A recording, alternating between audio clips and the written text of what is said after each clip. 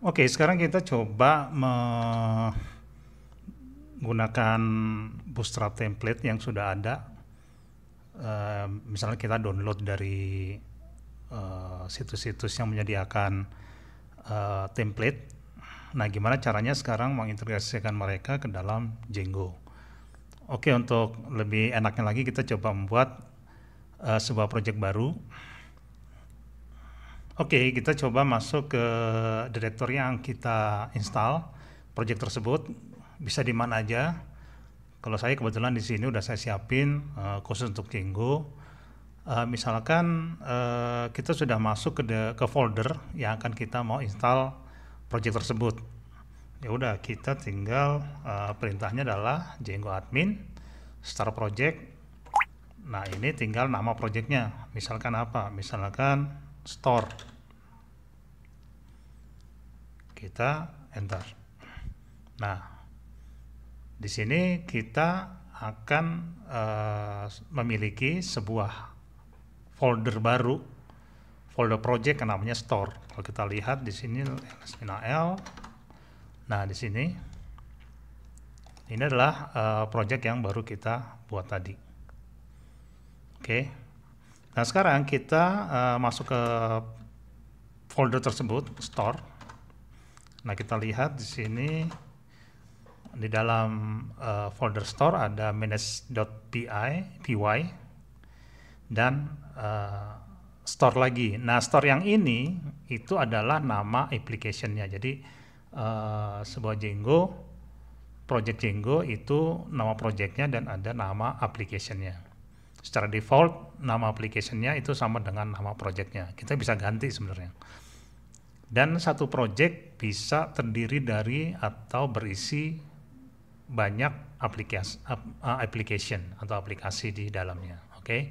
Untuk sementara kita pakai yang default aja. Jadi dia udah siapin sebuah manage.py dan aplikasi namanya store juga ya. Oke. Nah, setelah itu kita masuk sini. Ini salah satu saya suka di Django-nya, dia bisa create environment gitu ya. Jadi kita membuat suatu lingkungan sendiri untuk project kita sehingga nanti library yang dibutuhkan itu diinstal, dimasukin ke situ. Tujuannya apa? Tujuannya kalau supaya library yang kita butuhkan itu tidak nyampur dengan project-project yang lain. Kan kadang ada project yang tidak butuh MySQL misalkan. Kalau kita install nggak pakai environment, itu akan berlaku ke semua project.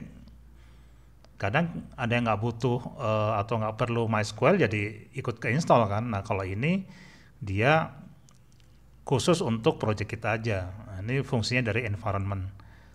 Oke. Nah, caranya gimana? Caranya tinggal ketik virtual environment. Nama environmentnya apa nih? Bebas nih. Bisa macam-macam, bisa ABC, tapi secara umum para programmer Django itu ngetiknya menggunakan nama env atau environment. Oke, kita klik. Nah, ini udah berhasil. Kalau kita lihat di dalamnya, ini ada sebuah directory atau folder namanya env juga. Nah, sekarang environment ini kita harus aktifkan nih supaya nanti kalau kita install library akan masuk ke directory sini.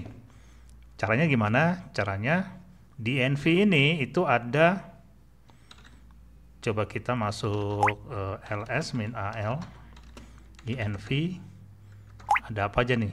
Itu ada bin, ada activate. Nah, ini nih. Jadi kita jalanin file activate ini. Nah, caranya gimana? Kalau di Linux sih tinggal gini aja nih. env bin activate. Oke. Jalan seret. Oke. Nah, ini kelihatan nih di sini muncul sebuah label namanya env. Ini maksudnya bahwa sekarang kita lagi ada di lingkungan env yang aktif nih. Jadi yang aktif ini maksudnya gitu ya. Jadi kalau kita nginstall apa aja pakai PIP, misalkan PIP install apa, itu akan masuk otomatis ke dalam sini folder env ini. Oke. Nah sekarang yang akan kita lakukan adalah install Django, ya kan? Kita kan belum punya Django nih. Jadi caranya pip install Django. Nah ini dia nginstal. Oke. Nah di sini ada warning. PIP kita nih udah kuno nih ya. Ada yang baru nih. Jadi kita suruh ngetik. Sebenarnya nggak dikerjain juga nggak apa-apa sih. Tapi sebisa mungkin warning ini kita fixkan nih. Cuman gini aja, PIP install upgrade PIP supaya PIP-nya kita dapat yang baru. Oke, nah di sini jadi, nah kita tadi perhatikan ya, kita udah install 2 library, yang satu Python Django, satu lagi PyP. Ini akan kesimpan di sini nih, ls-al env lib. Oke, nah ini nih lib Python side package. Nah ini nih, jadi di dalam env tadi ini kita udah install nih Django sama PIP versi 24.2, Django-nya 5.1 dan seterusnya. Jadi tujuannya environment ini supaya kalau kita install, kita masuk ke sini nih, supaya nanti kalau kita copy, kita deploy ke server mana, itu kita nggak repot-repot lagi untuk ngupgrade gitu ya, atau pusing dengan versi lah, karena semuanya dia udah bawa nih, akan dibawa ke tempat yang baru. Jadi kita lebih enak lah kalau untuk deploy.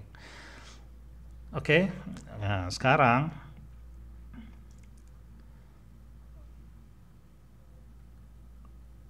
setelah ini coba kita run server. Jadi web servernya dia udah sediain juga. Caranya gimana? Caranya adalah kalau kita lihat di sini, ini ada manage.py ya. Ini untuk salah satu tugasnya adalah menjalankan web server untuk Django. Jadi perintahnya adalah Python manage.py dan run server. Nah ini udah jalan nih. Cuman di sini ada warning lagi nih, Python manage.py migrate nih. Nah sementara kita jalanin lagi ya. Kita Ctrl C, kita jalankan sarannya dia nih, karena supaya lancar aja. Nah, oke, sekarang kita coba lakukan lagi Python manage.py run server. Oke, tidak ada warning lagi. Sekarang kita mau jalaninnya pakai ini nih, HTTP 127.001.8000. Oke.